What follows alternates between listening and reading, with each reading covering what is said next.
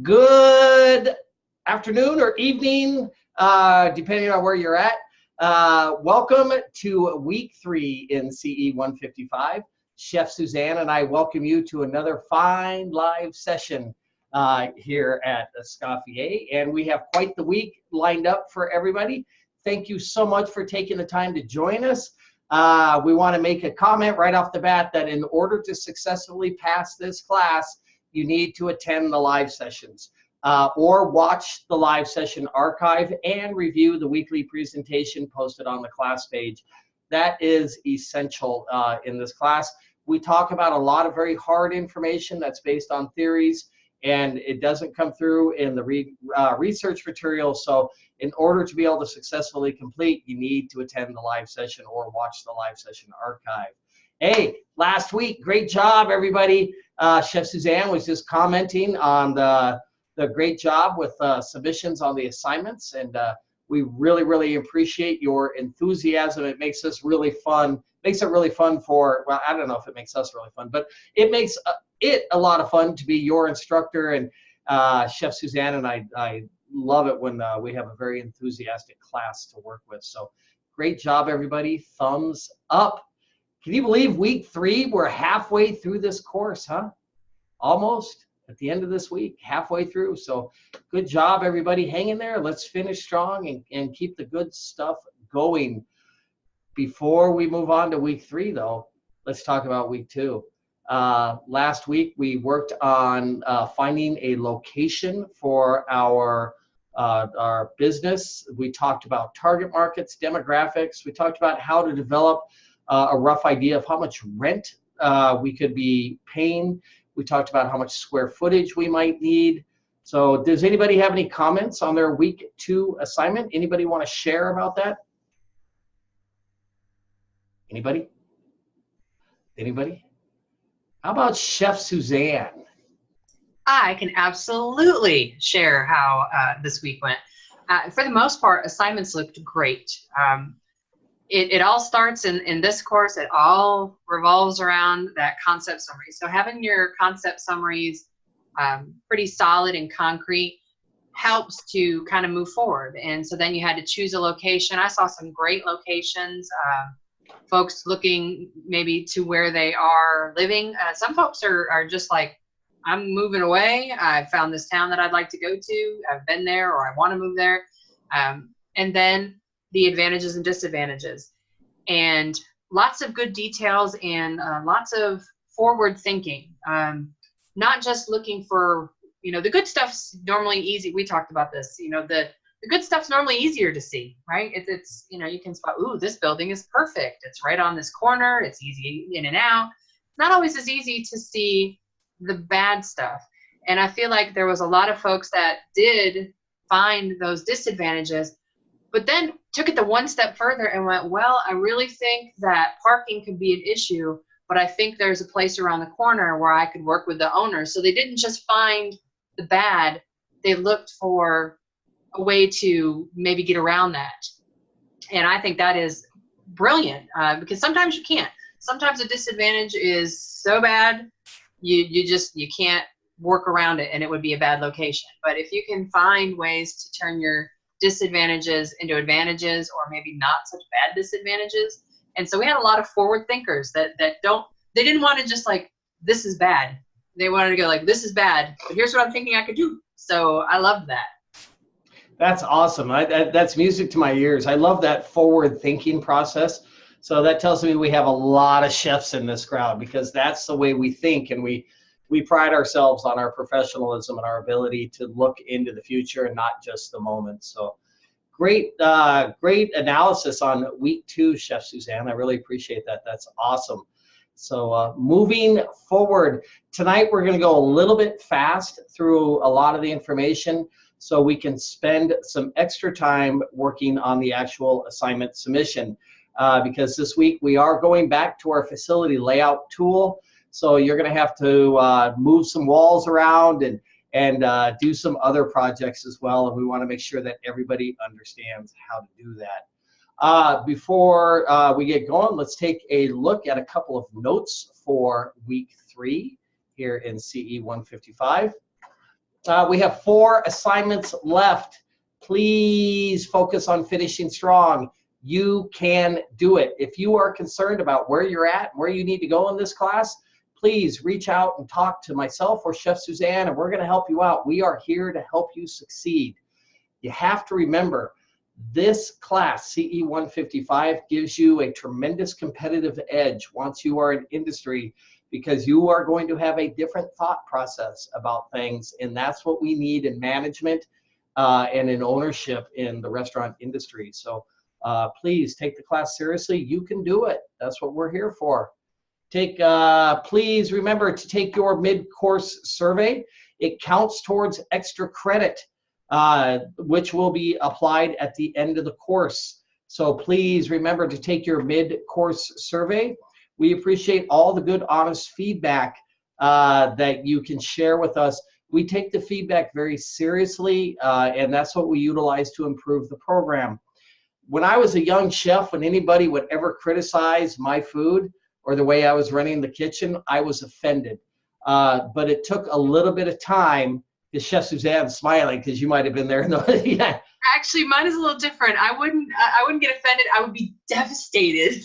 Yeah. I took it to a whole nother extreme. I would just be like, oh no. Yeah. Look, I gotta fix it. I've got to learn from that. And so yeah, I would take it personal, but like just devastation.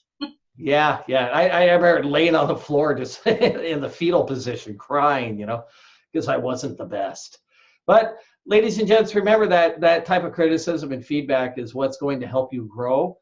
Take it with an open mind once you are in industry like we do. And so we appreciate you filling out all the information on the mid-course survey.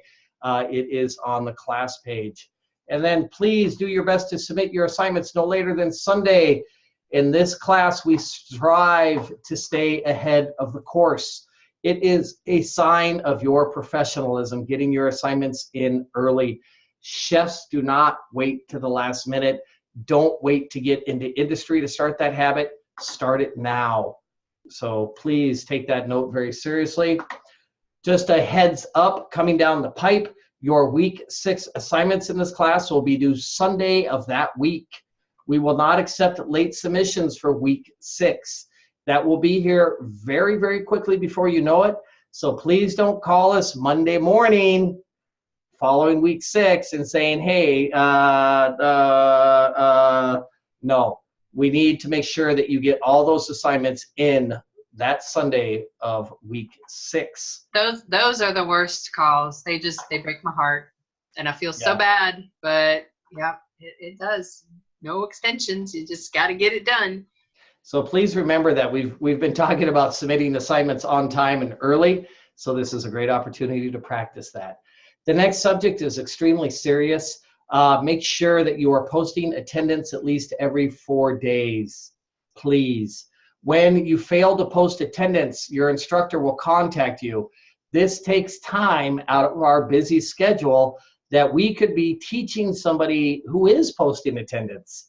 So there are a lot of students that need help and additional tutoring, and that's who we try to focus on. But when you don't post attendance, then we are looking for you and not helping them. And the reason we want you to post attendance at least, every 4 days is that it keeps you very close to the program, and your chances of success are much, much higher. And that is our ultimate goal. So please, everyone, post attendance at least every 4 days. If you need help posting attendance, reach out, let us know. We'll be glad to help you out. You can post attendance by completing any activity on the class page. And that's about all it takes. Anything to add to that, Chef Suzanne? I will add that since we're already heading into week 3, if you are struggling and you are having issues, don't wait until the assignment is due, or don't not turn in anything because you were struggling. Reach out when we are still able to help. Don't just think, well, I got it, I'll just turn in something. If you're not sure and you're struggling, that's what we're here for. So don't jump in at the end, because then a lot of times it's too late. So we're here all the time. You can always email us or send us a message, and we'll get back to you as soon as we can. So stay in contact. Let us know what's going on. Can't help if we don't know. Get in the frame of a mind of a chef. and start working way ahead of the curve, because you have a lot of support and a lot of help here if you take advantage of it, and we're here to help you succeed. So do it. Hey, let's take a look at week 3 and see what we have on doc for us. Mid-course surveys right on the week 3 class page. Very, very important. Please, everybody take it. Research materials is a way to post attendance. Research materials, front of the house design. There's a couple of questions that you answer after you read the material. Should take you no more than 10 to 15 minutes, maybe 20, but it's a great way to get it done and post attendance. Thank you, everybody, for those of you that are in attendance for our week 3 live session. And then make sure, if you're not, that you watch the live session archive, because in order to succeed in this class, you need to make sure that you're watching the live sessions. And then on our assignment this week, we are working on front of the house design and our mood board. And I know Chef Suzanne really likes this mood board, and so do I, because for the first time, we're going to be able to take a look inside of your head and see what you're thinking. And it's an amazing evolution in the restaurant industry. You as a restaurateur or a chef, when you develop certain ideas, they are inside your head. But once you get them out on paper and you begin sharing them with everybody else, that's like watering them. It's like watering a seed, and they begin to grow, change, and improve. So this is the first step in that. Just real quick, as a professional, you will be counted on to find a way to get the job done. Responding to people promptly and following through on promises in a timely manner is also important, as this demonstrates reliability. Be at work on time, start meetings on time, follow through on all your commitments. Ethics, accountability, principles, integrity, value. Those are the things that are going to take you to the top in this business. So that's just a little advice from somebody who's been around for a while.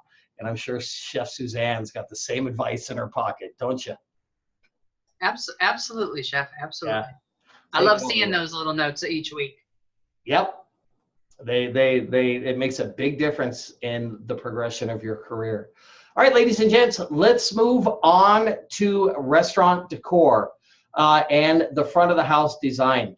We as chefs oftentimes have a single thought in our head. We are under the assumption that people come to our restaurants to eat for the food, but there are other aspects to a successful dining experience, right? There's 3 primary components to a good experience. One is the service. Great service, right, can compensate for a bad meal. Great ambiance, the decor, the interior, the feeling of the room, the ambiance is extremely important. And then the third piece of the pie is food, right? So we have food, service, ambiance. All 3 of those must work together in conjunction in order to create a wonderful experience. So you as a chef, you need to be concerned about the front of the house because it is a direct reflection upon your abilities. So let's start taking a look at a couple of things that we're going to be working on here. It's vital that your decor ambience of your restaurant matches your decor, right? So if you are doing a country-themed restaurant that specializes in biscuits and sausage and gravy, don't have fine china, tablecloths, and flowing waterfalls in your restaurant with koi ponds. It's not going to work, right? You have to make sure it coincides. Ambiance is described as the character and atmosphere of your restaurant. Very, very important. Setting the right mood or ambiance plays an important role in customer satisfaction. And something else, the other word right here, retention. You have to remember, in the restaurant industry, we not only want you in the door once, but we want to retain you and have you become a regular customer. So retention is a big part of the experience. Remember that there are 3 aspects to a good dining experience: good food, great service, and awe-inspiring ambiance are all critical. So please take the front of the house design very seriously, because it does pay dividends. You want the quality of the front of the house to match the quality of your food, and also to match the quality of your service, right? It's 3 little things going on there, so they all need to work together. Restaurant decor is highly influenced by color, and the colors that you choose often will set the ambiance. So remember this when you're working on your mood board this weekend, or this week rather. If you have a fine dining restaurant, that fine dining is generally associated with a more dimly lit, darker colors, maroons, along that line. Whereas if you have a brightly lit environment, it's not going to work very well because it's not going to set that level of sophistication that you're looking for in a fine dining restaurant. Colors influence people very much, and oftentimes it's subconscious. We talk about McDonald's quite a bit, and McDonald's uses a lot of yellows in their interiors. And the reason they do that is because yellow is not a relaxing color, right? Yellow creates a thought of caution in your head, and that's what we're taught as children, to look out for that color yellow. So when people go into a McDonald's restaurant, they like to sit down, eat, and then leave because the color yellow subconsciously makes them feel uneasy. So they like to move forward. Blue is generally a very unappetizing color. There's not too many blue foods out there. There's blueberries, and then we have purple potatoes, which are oftentimes blue when they get cooked. But other than that, there's just not a lot of blue foods.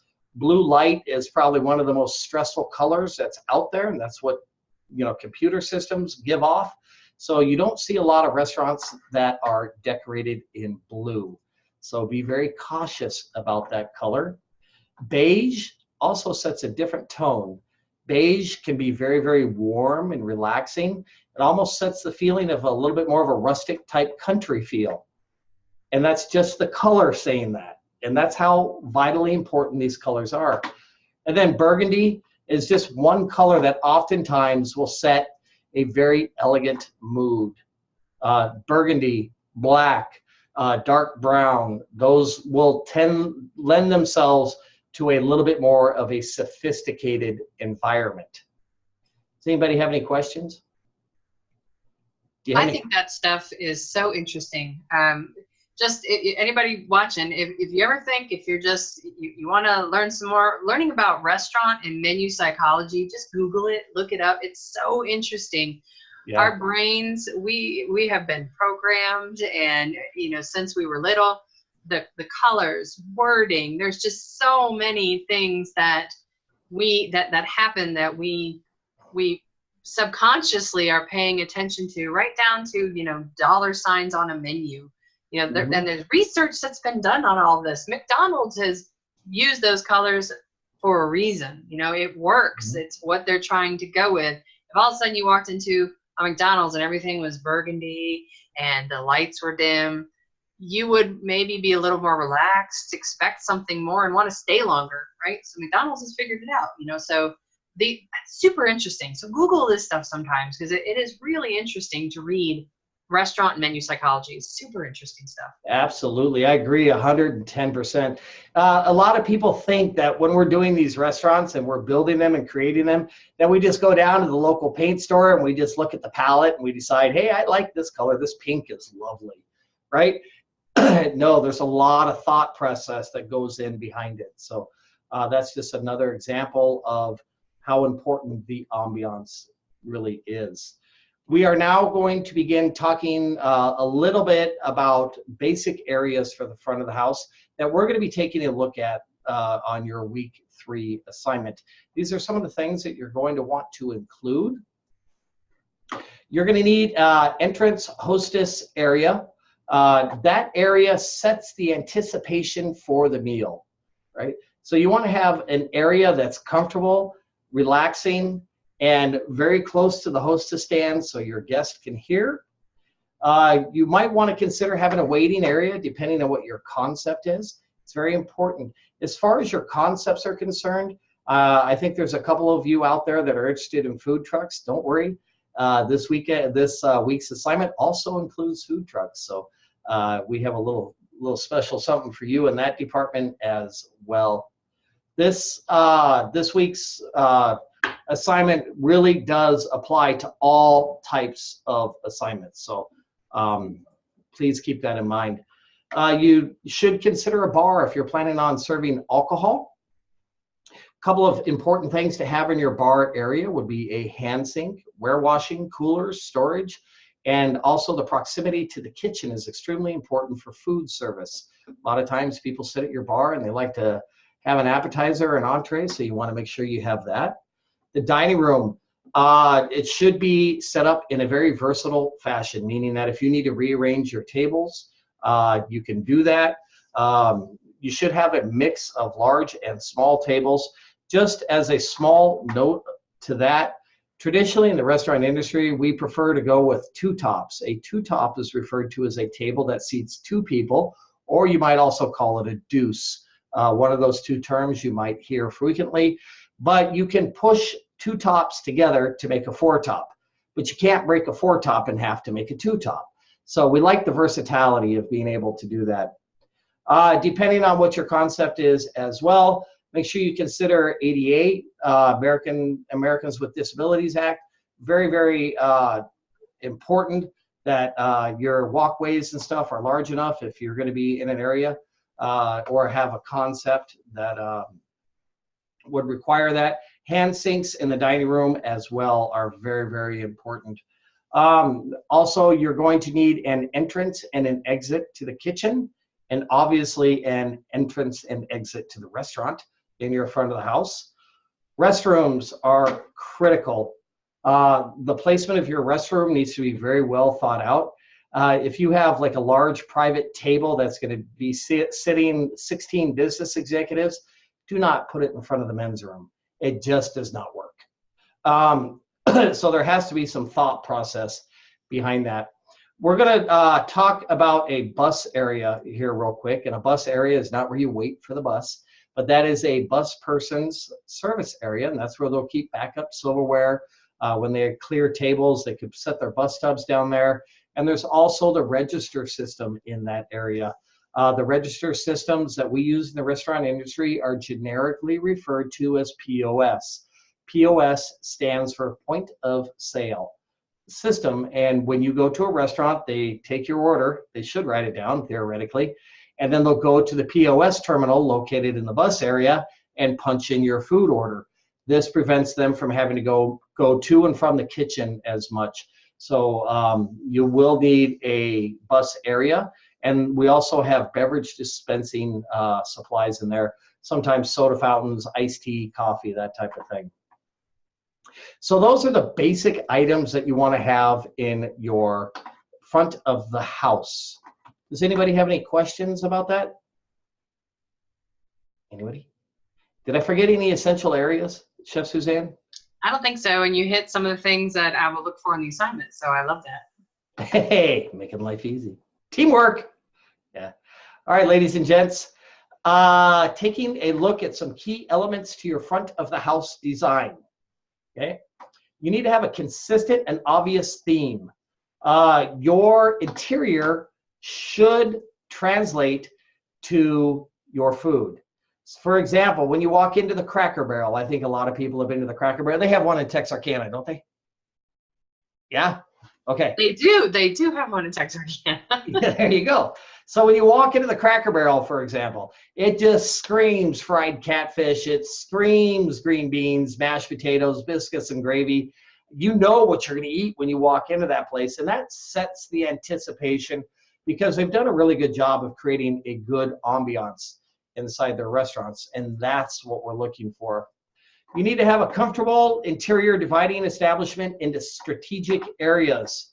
Although a lot of restaurants are generally just large rooms at the end of the day, we do use a lot of things to separate the space, whether it be a pony wall, whether it be plants, whether it be the layout of the particular tables. A lot of times we like to create private dining rooms for our guests, depending on your concept. So keep that in mind.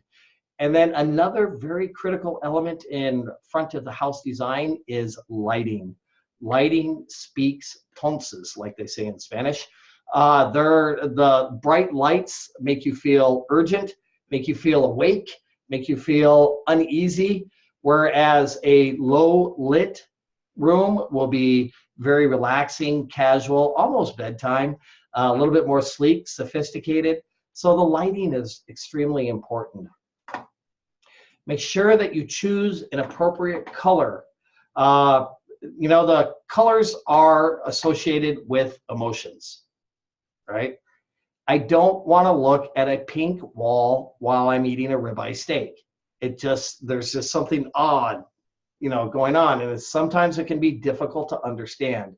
So the choice of colors is very, very essential and will oftentimes set the mood for your guest. And then you want to make sure that you have inviting furniture and very comfortable chairs. Very, very important. You have to remember that sitting for an hour and a half, 2 hours for a dining experience, the chairs must be very, very comfortable, and also very appealing tables that you want people to sit at. Any questions? Thoughts? Concerns? How's the weather? Good? Pretty good? No? All right, everybody. Let's move on to traditional spacing. Restaurants have very traditional spacing parameters because of the fact the dining room takes up the majority of the space. Traditionally, a restaurant will dedicate 60% of its space to the dining room. So 40% kitchen, 60% dining room. And then fine dining will dedicate in that dining room 18 to 20 square feet per person. Does that make sense? So if you have a fine dining restaurant that seats 100 people and you're going to dedicate 18 to 20 square feet, you can round that number to 19, and you will need 1,900 square feet of dining room space for your fine dining restaurant. Does that make sense to everybody? So just a real quick review. We do 60% of the dining room. 60% of the entire restaurant space goes to the dining room. 40% of the entire space goes to the kitchen. And then for fine dining, we figure 18 to 20 square feet per person. And then for casual fast food restaurants, it's a lot less. It's between 11 and 14 square feet per person. So if you have a very casual concept, you could get away with 11 or 12 square feet per person. Does that make sense to everybody? Okay. Are those guests or is that the staff? No, that's guest. Guest, okay. Yeah, guest. So fine dining, 18 to 20 square feet per person.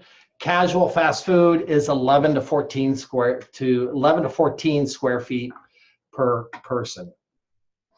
Now, restrooms.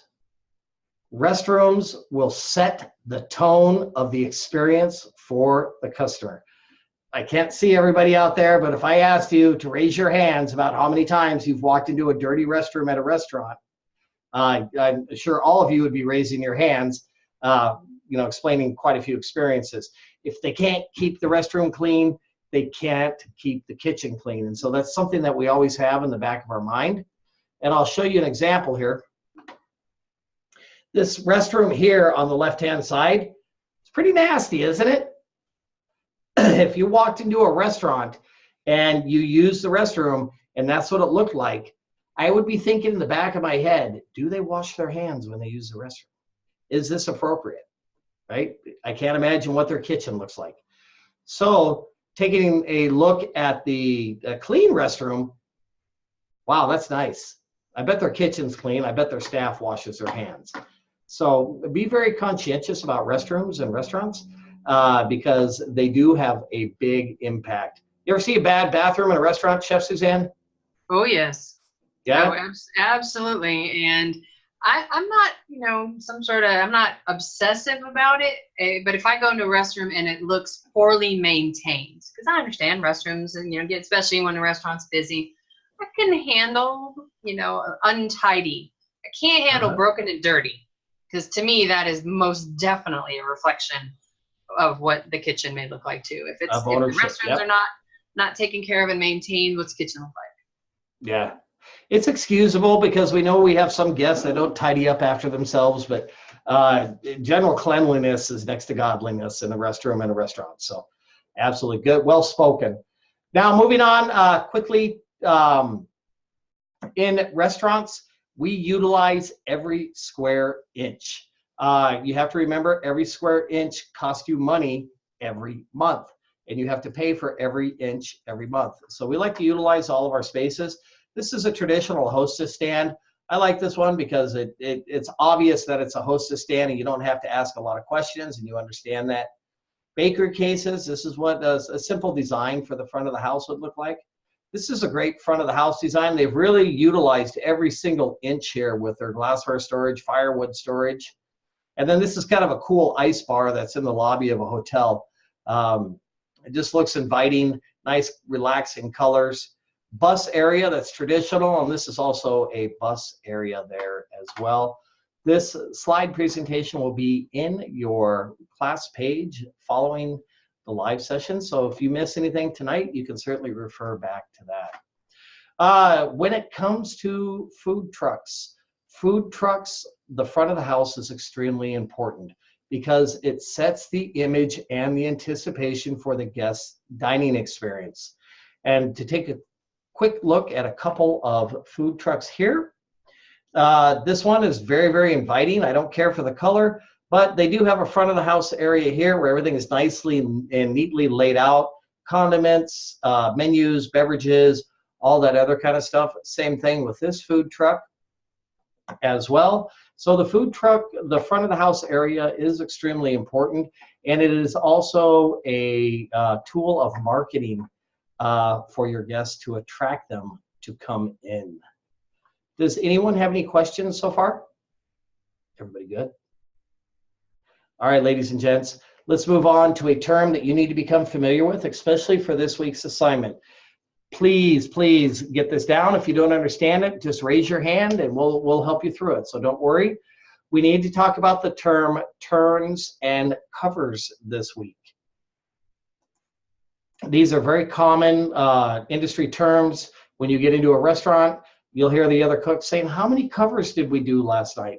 How many covers did we do last week? How many covers are we going to do tonight?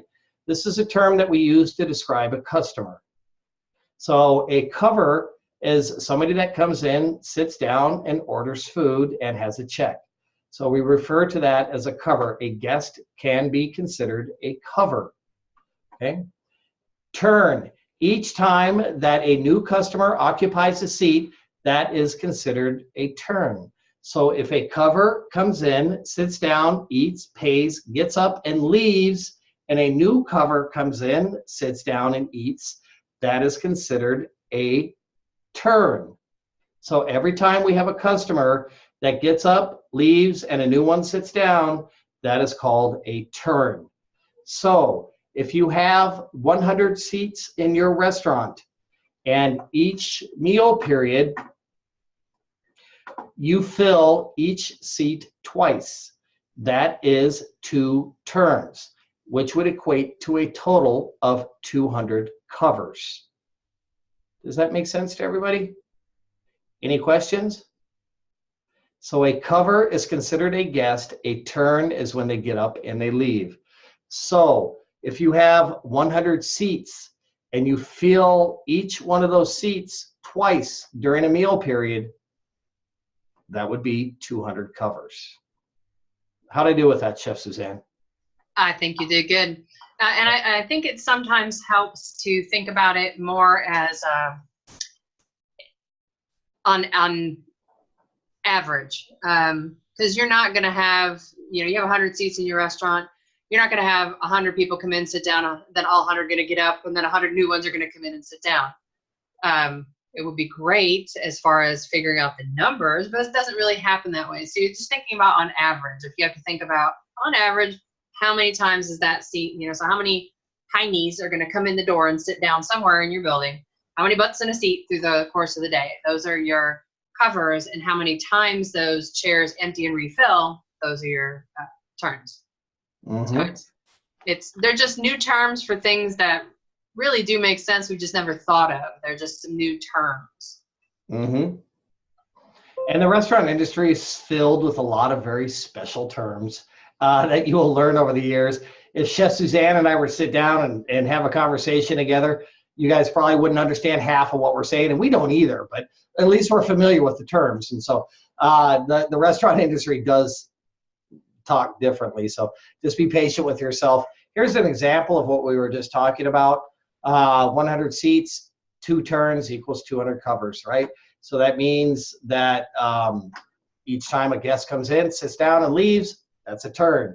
If you have that happen twice in a meal period, that's 2 turns.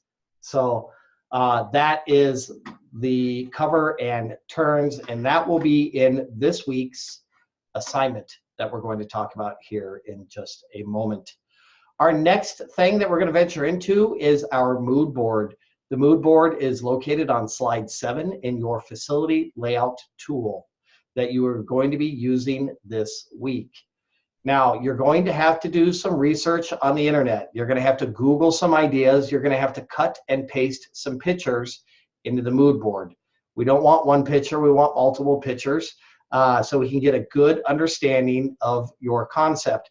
This is not only just for us, but you're going to begin seeing at this point, when you get an idea out of your head onto paper, what it looks like and the changes that you're going to make. So this is a very evolutionary process. So for this week, we're going to copy and paste images from the internet of colors, textures, furnishings, decorations, stuff that complements your concept and stuff that you would put into your restaurant, right? Your finished product will visually describe your concept. So, and what that means, when Chef Suzanne is looking at your mood board, she's gonna go, oh yeah, I like that. They're doing a sandwich place. That's kind of cool, right? Without actually reading your concept. But just as a side note, you do still have to submit a 1 to 2 sentence summary of your concept with this week's assignment. Very important. Anything to add to the mood board, Chef Suzanne? This is probably my favorite part. This is where, like Chef said earlier, it's kind of like we finally get to see what's in your brain. So if you had, when you're ready, or if you've always wondered what it would be like to have a business, this is where you think, well, I've seen those light fixtures. I think that's what I would want in my restaurant. Then you find a picture on the internet, and that's what you're going to put in your mood board. This is where you let us in your brain and know what you're thinking, what you would like for your guests to experience and see, whether, like Chef said, paint colors, tables, chairs, artwork for the walls, light fixtures, just whatever. Mm-hmm. And like Chef said, we want multiple pictures. It should be a collage, many pictures. Because if you find one picture and you're like, oh, this is great, this has it's already been done because you found a picture of it, right? So think about it that way. You want to be original, you want to be different. So if you find a picture, just one picture, somebody already did that. That's how you found the picture. So you're trying to pull things from the internet that you are inspired by, that really present your concept, and like Chef was talking about, the ambiance, all of that is going to combine together. Mm-hmm. Excellent, well spoken. And if you have problems copying and pasting things from the internet onto the mood board, make sure you contact IT at 877-224-8576. They will help you out with that and walk you through. This is also the part where you need to begin learning to separate what you want from what your business wants. Your concept will have very specific things that it needs to display itself well. It doesn't always jive with what you want. So start thinking about that in the back of your head. It can be 2 different things. This is a little something about food trucks as well. The front of the house is important to all concepts. Food trucks have visual appeal that includes areas that order self-serve condiments, waste disposal. Catering operations can show examples of banquet and buffet setups. Bakeries have display cases. So pretty much all the concepts are covered here. So if your concept doesn't fit neatly into one of those categories, maybe it's a good time to do that. This way you can learn and understand exactly how all this goes together, and at the end you will know how to apply it to your concept if it is outside of the parameters. So here we are at the assignment. Let's take a look at slide 2 in the facility layout tool. Week 3, using slides 5 or 6, depending on your concept, copy and paste items from the right margin of your layout to design your front of the house. And we're going to explain to you how that works here in just a moment. You will do this for your back of the house next week. Next week, we're designing the kitchen. Front of the house oftentimes is referred to as FOH, front of the house. Don't ask. I know it's only 3 letters, and I just said 4 words, but this is the restaurant industry. So FOH, so Chef Suzanne responds in your evaluation, and she's talking about your FOH. She's talking about your front of the house. You will also need to complete slide 7. So you are going to complete 5 or 6 and 7. 5 or 6 and 7, and we'll explain that here in just a moment. This slide can be found in your facility layout tool.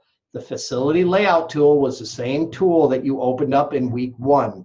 If you have not done that yet, you can go back to week 1 and open it now, which is a great time, and get going on your week 1 assignment. And if you need help with that, refer to the week 1 live session. So when you go to lay out your front of the house, with all that's been said, the biggest advice is to keep it simple. Don't overcomplicate it and keep it versatile. Make sure that you include those areas that we talked about a few moments ago. Now, this is, I'm going to switch over to our actual facility layout tool here. I think it'll make life a little easier. So this is the actual facility layout tool. This is what we completed in week 1. If you remember that, station equipment map, you guys did fantastic on that. This is the slide that we just talked about and we read. And then slides 5 or 6 are the 2 slides that you're going to be working with. And then slide 7. And this is your mood board right here. And then we talked about what is the total seating for the restaurant. So if you're going to say it's 100 seats, right? How many turns can you do on each table daily? 2, right? A turn is when a customer comes and sits down. So how many covers will you have done for that day? 200. Okay, so it's fairly simple. Depending on your layout, Chef Suzanne will take a look at slide 5 or 6, and she will say, hey, you only have 25 seats in there, but you're estimating that you're going to do 5,000 covers. How is that going to work? So you got to make sure all that math jives. And then if you're doing a food truck, you can simply do a cover count of how many guests that you plan on serving daily. Is that correct, Chef Suzanne? That is correct. I know this can be where some folks run into some issues is, how do you come up with your turns? And I think generally, say, casual dining restaurants typically turn 2 to 3 times per meal period. So if you're figuring you're going to be open for dinners only in your restaurant, you may only figure 2 to 3 turns per day. But if you're looking at a business that's going to be open for breakfast, lunch, and dinner, you may end up needing, 8 or even 10, and you're going to say, figure, 8 turns. And so you've got 100 seats in your restaurant. You're going to do 8 turns in a day. There's your 800 total covers. That is a lot. So if you're going to have 800 covers, you're probably going to have a pretty good sized kitchen and a good sized staff. But it is, it is feasible depending on your concept and what you're doing. So this is where kind of everything starts to come into play. And so like Chef said, if you put down that you have 25 seats, I'm going to look and see what you're thinking, because most of you should have already done this for week 1, where you said in your concept that you're going to have, 100 seats and be open for lunch and dinner. So you'll base that for the number of turns in your restaurant to come up with your covers.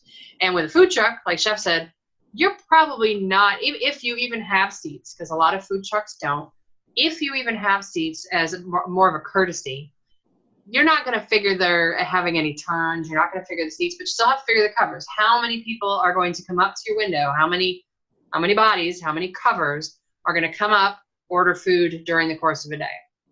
So you're planning on, you'd be serving 500 people a day because you're going to be open a lot of hours, so you'll have to come up with those numbers based on any research you've done and just based on your concept. And that's how you figure those out. I hope that made sense. I think it did. Excellent sense. I agree. Does anybody have any questions about the mood board? Anyone? Nobody? All right. So we are going to move on to the front of the house. We really need everybody's full undivided attention for the next couple of minutes because this is where a lot of people stumble. So we're going to speak slowly and show you exactly how this is done. It's a lot more simple than it looks. So this is slide 5. Remember, we're going to complete slide 5 or 6, right? Slide 6 is food trucks. Slide 5 is a restaurant, FOH. We just talked about what that term means. That means front of the house. These numbers that are here on the left-hand side, ignore that. Those are not for this week. We'll get back to those at a later point in time. You will notice a gray bar here at the bottom of your screen.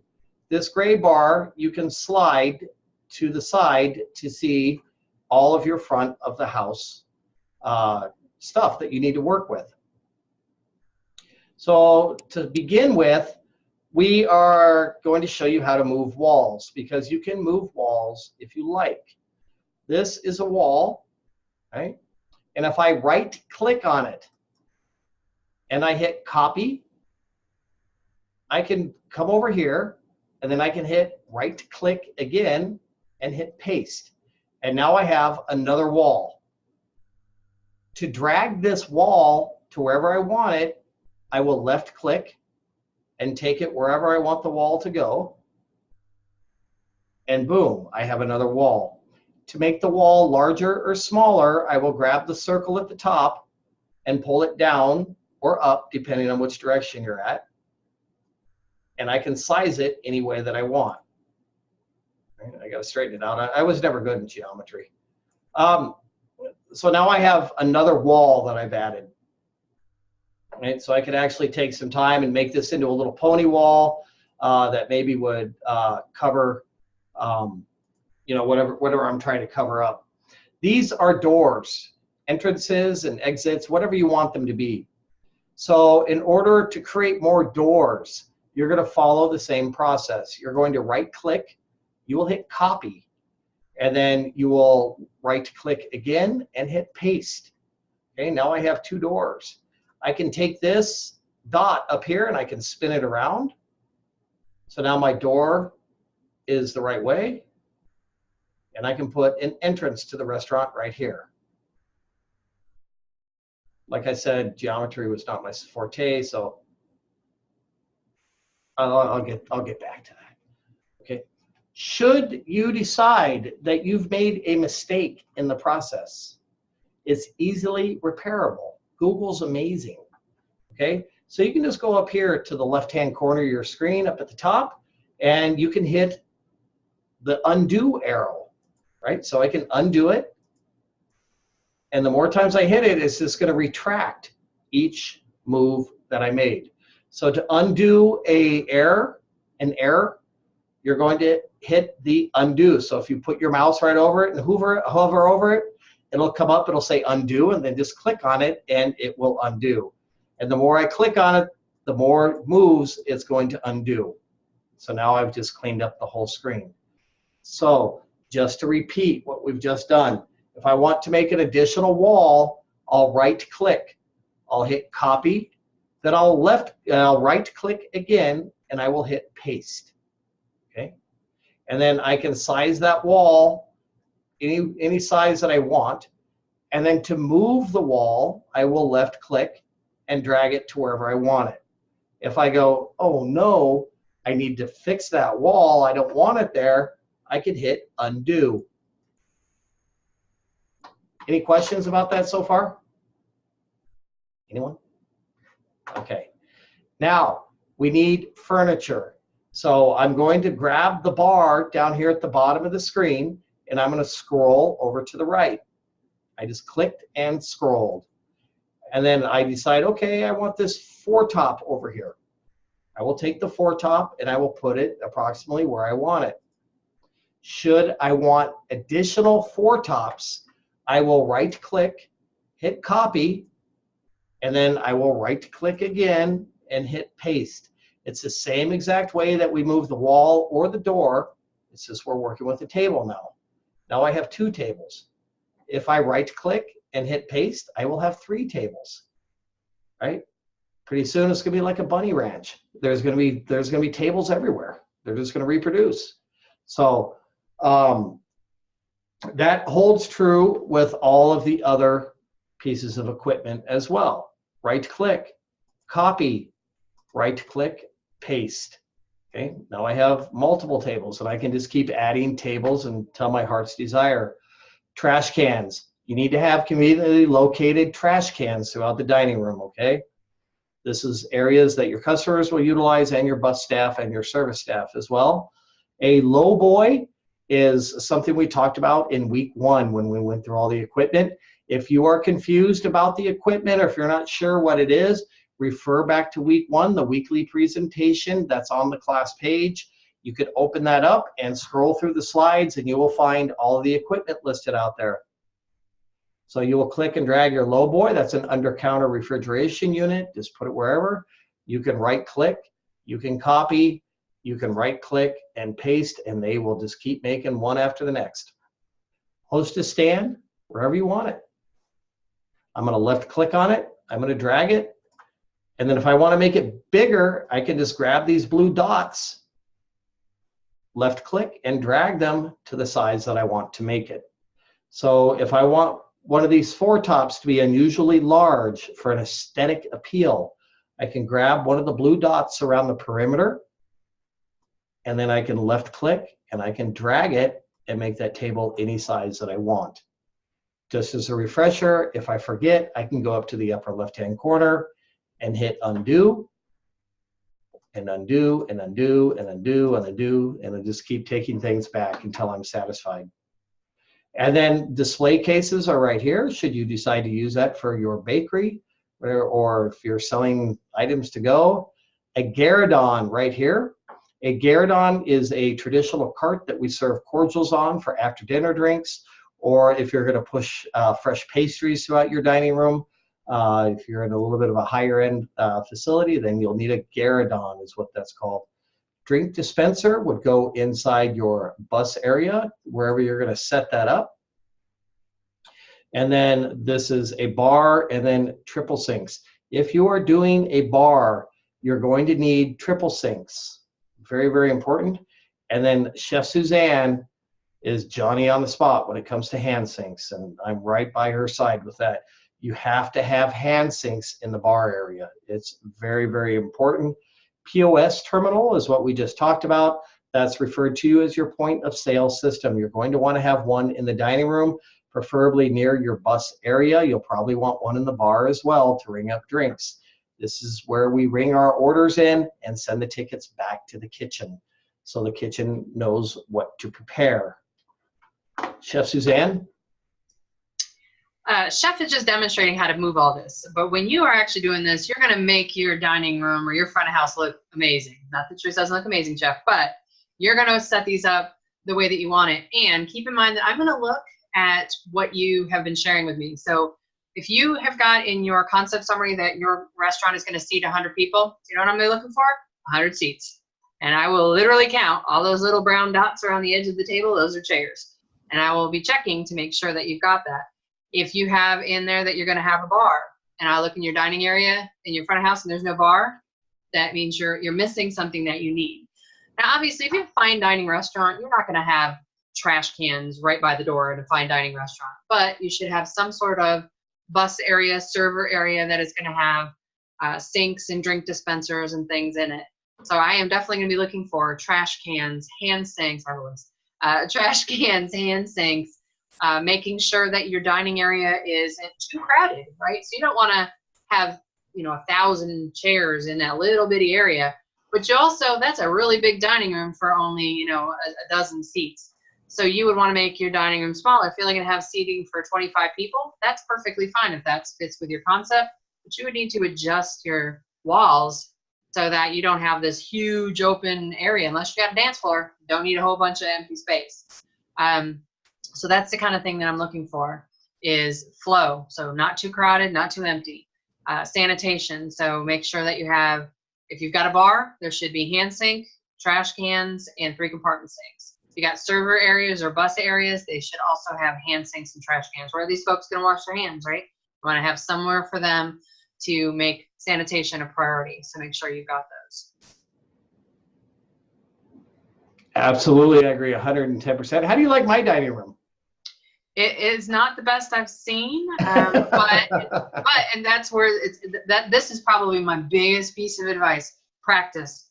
Start moving stuff around to see how this works. Grab some tables, put them in there, and try and get it to set up correctly. And then, you know, if things don't look right, start undoing. Get a feel for how this works. Don't just jump right in and go, okay, I'm gonna put some tables here, because you really need to learn how this facility layout tool works. Just practice with a few items, move a couple walls, and if they don't work, undo, just, you know, undo. For those of you that are new to Google and new to Google Slides, this undo button right up here is going to be your best friend. Just remember to hover over the object, right click, and that will give you the option to copy. And then right click again, and then hit paste, and that will make the item copy itself, and you'll have another table.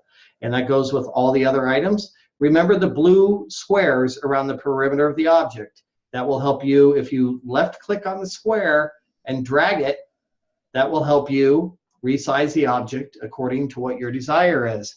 And then don't forget this gray bar here at the bottom to left click on it and then drag it back and forth, and that will provide exposure to all of your equipment. And then as far as the food trucks are concerned, Chef Suzanne is going to be right after the same thing. A lot of this equipment that you're going to look at right now for your food trucks, you'll ignore quite a bit of it because a lot of it is back of the house equipment. But there is seating, there are hand sinks, there are toilets and other good things to work with. So right. So when you're looking at food trucks, you are also looking at front of house. So you want to make sure the sanitation is a priority. Most locations are going to make it mandatory that you have some sort of trash cans, so we make it mandatory too. Put some trash cans in there.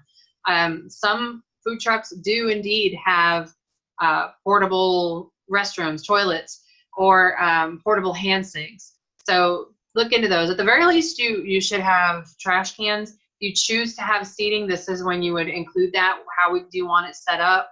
Where would you put it in relation to your food truck or your food trailer, whichever you have? So sanitation and the way things are set up out front, there probably should be somewhere for your guests to pick up condiments, right? So if you're going to have, you know, an ice cream food truck, you would want to have an area for maybe all of your toppings or silverware.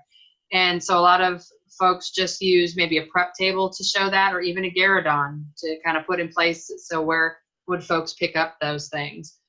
So you want to include those also.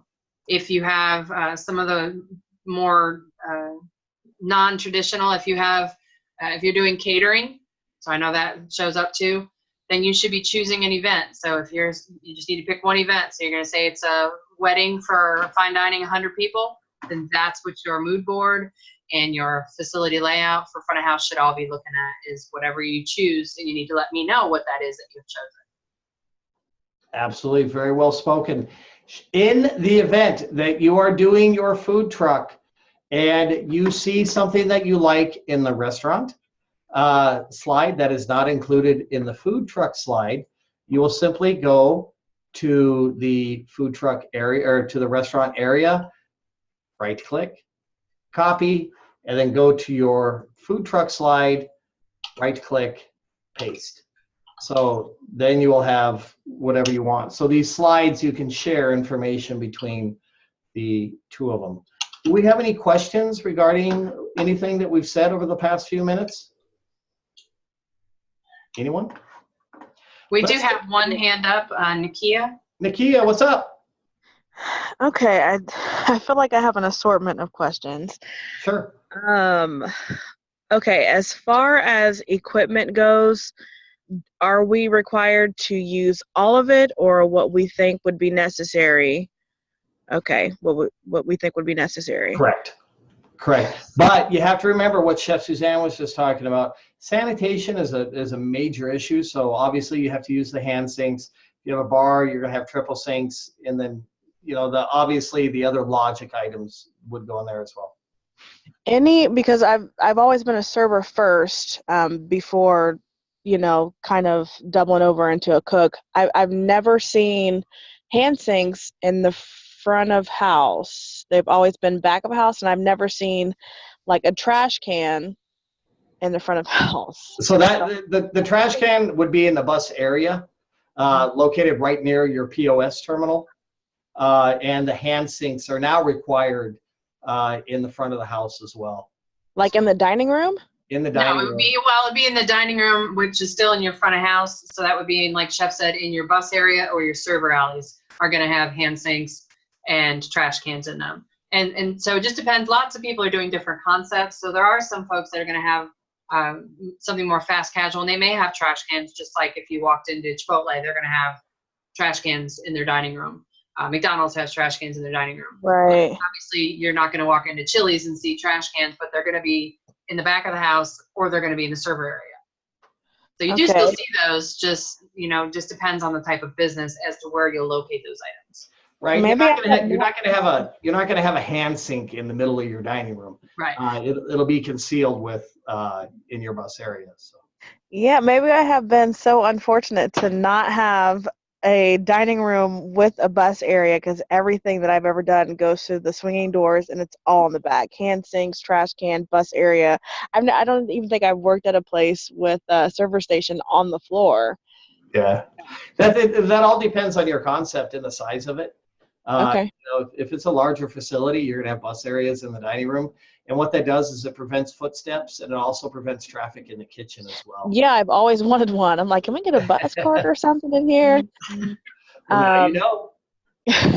Okay, and another thing I seen on the actual layout of, like the blueprint, the square feet, is that just the overall space, or are we going to have to take and put into consideration that 11 to 14 feet? That's just your dining room. Okay. Yeah. Okay. And I know this is kind of a one size fits all type thing. And if your concept's a little small, that's okay, but just work through this one with the 1,800 square feet, because we want you to learn the necessary skills to lay the dining room out properly. And so the size, it really isn't as important as it would be if you were doing an actual concept. Okay, so right now we just need to fill the space just for the assignment. Correct. Okay. Well, no, hang on, not exactly. I think I see what you're asking. So if your concept is that you're only going to have, like Chef was talking about, 25 seats, we don't want you to change your concept. So you would need to, say, move a wall. Okay. And then fill it in with the information that you need. Is that what you're asking? Yeah. You don't have to fill up pretty that dining area just to fill it up. So if you're only going to need a fraction of that, you can just chop off some of that dining area. Yeah, because I'm saying, like, if just a random number, like if I have 25 seats and we're doing that 11 to 14 square foot per person, maybe I'm going too far into this. Well, you are for the layout tool, but it's great that your mind is thinking that way, that you're like, well, I need to think about this. So you need that, but not technically for this assignment. You don't have to go that in depth, but it's great that your mind went. I'm a little nervous about this one. Because I can visualize it, but I can't, like, I'm totally, like, I'm a dummy when it comes to blueprints or maps or anything. So I'm like, ugh. This is a great exercise that really, it pushes the mind. So it's a good one. Yeah, my wheels are turning already. All right. Okay, cool. Thank you. I would like to share a picture of a completed mood board, so we can all see what that should look like. And here we have a mood board that's been nicely done, that kind of shares the concepts and the imagination of the person that put it together. And it also explains the seating and the turns and everything else.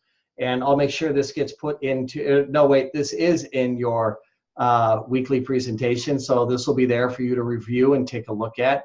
Once again, if you do need help cutting and pasting images from the internet, make sure you reach out and ask technical support, and they will walk you through the process. So, Chef, before you go, can you click on one of your slides that showed a layout already done? I mean, not on the layout tool, but you showed a couple. And I think that will help with, you know, like, oh my gosh, there's a lot. You got maybe back. Yeah, right there. There we go. mm-hmm. These are really, you know, a little more advanced than our facility layout tool, but it kind of gives you a good idea. So like on the picture on the right, there's a bar with some bar stools, there's tables, chairs, there's some doorways. So that's what you're looking to create, is what will your dining area, your front of house actually look like? You know, how will you have it set up? Will there be a display case? Where will that go? So you're going to do this for your concept, for your front of house. So hopefully that helps. You're just going to use our facility layout tool to do that. Yes, absolutely correct. Now, let's wrap things up and take a look at the actual assignment page for this week. I think we've done a pretty good job covering it thoroughly. So in your copy of CE 155 facility layout tool, that is a facility layout tool that you began working with in week 1. Week 1, we mentioned to you that week 1 builds into week 2, week 2 builds into week 3, and here we are. So you're going to be using your facility layout tool for the next couple of weeks. And then you're going to do slides 5 or 6, and then slide 7, which is the mood board. And then make sure that when you submit your assignment, you include a 1 to 2 sentence summary of your food business concept in the online text area. Are there any questions about that? She's not here, but I'm going to jump in. That Chef Jackie is also grading this, and she will be looking for all of the exact same things. I speak for both of us. So I am her official spokesperson, that she will be looking for the exact same stuff. And she's pretty awesome. So if she is your evaluator, reach out to Chef Jackie. Also, I am here too. So is Chef Warren. Absolutely. Well, any last minute questions? Ladies and gentlemen, what a great week 3 live session. Make sure the live session, make sure you understand the live session is where it's at to succeed in this class. Don't forget to post attendance at least every 4 days. Don't take valuable time away from other students who are trying to learn.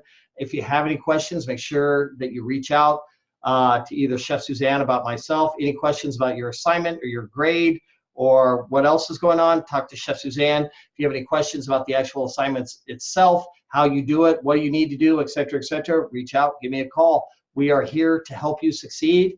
And from Chef Suzanne and myself, we hope you have a fantastic week, and we look forward to talking to you soon. Bye, everybody. Night, everybody.